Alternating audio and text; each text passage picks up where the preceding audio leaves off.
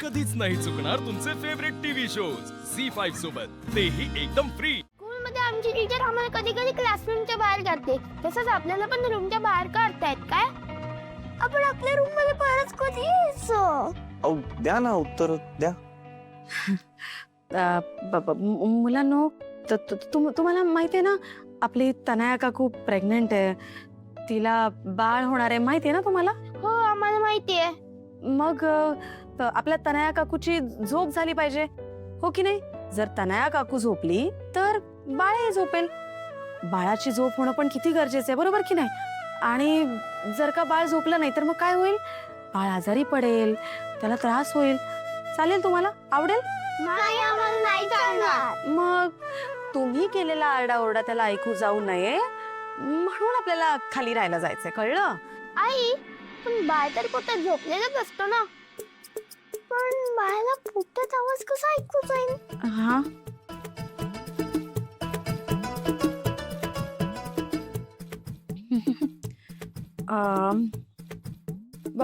मी सांगते ना, मी सांगणार आहे। ठीक आहे, मी एक एक्झाम्पल देते। समजा मी आता दरवाजा बंद केला आणि तुम्हाला हाक मारली तर तुम्हाला ऐकू जाईल ना, हो की नाही? तसंच समजा आपल्या घराच्या बाहेर खूप मोठ्याने लाऊडस्पीकरचा आवाज येतोय, आपण दरवाजे खिडक्या सगळं बंद केलं तरी आवाज ऐकू येतोच ना आपल्याला। हो, कधी कधी तर आपल्या कानाला त्रास पण होतो। आणि जर झोपलो असो तर लाऊडस्पीकरच्या आवाजाने दचकून उठतो। करेक्ट। म्हणून तुम्ही जर खूप दंगा केला आणि बाळाला तो आवाज ऐकू आला तर बाळ सुद्धा दचकून उठेल की नाही?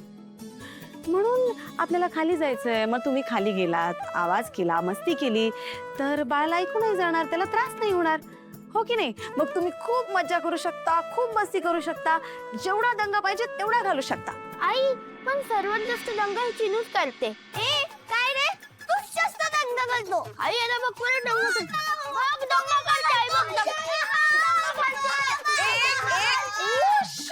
थांबा, असं म्हणतात मारी, तू मोठा आहेस ना, तू समजून घेतलं पाहिजे तिला। आणि तुम्ही जर असे दोघे भांडत राहिला तर बाळ काय म्हणेल? नको रे बाबा, मला असे भांडणारे दादा ताई अजिबात नको। चालेल, तुम्हाला आवडेल? नाही, आम्हाला नाही आवडणार। नाही मानणार, बेबीसाठी काय पण करू, तू सांगशील ते करू। मग जायचं ना आपण खाली राहायला? हो, आपण जायचं खाली राहायला। जर बेबीला इकडे छान झोप लागत असेल तर मग आपण जायचं खाली। बेबी खूप क्यूट दिसत आहेत आणि सर्व त्याच्या बरोबर खेळणार। तुम्ही काय करायचं आता? तुमची सगळी खेळणी घ्यायची आणि खाली घेऊन जायचं, ओके? हो, आता ना तू चल चिनू।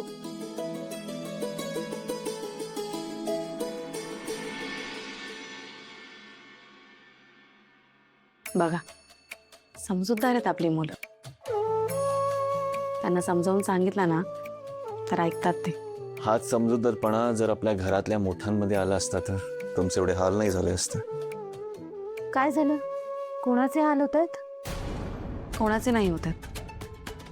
तू बॅग आणली आहेस ना, बस थोडा वेळ दे, आम्ही मोकळी करतो रूम। ठीक आहे, ठीक आहे, सावकाश होऊ दे।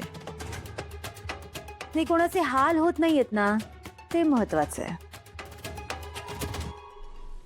झी5 ॲप डाउनलोड करा आणि पहा सर्व एपिसोड्स एकदम फ्री।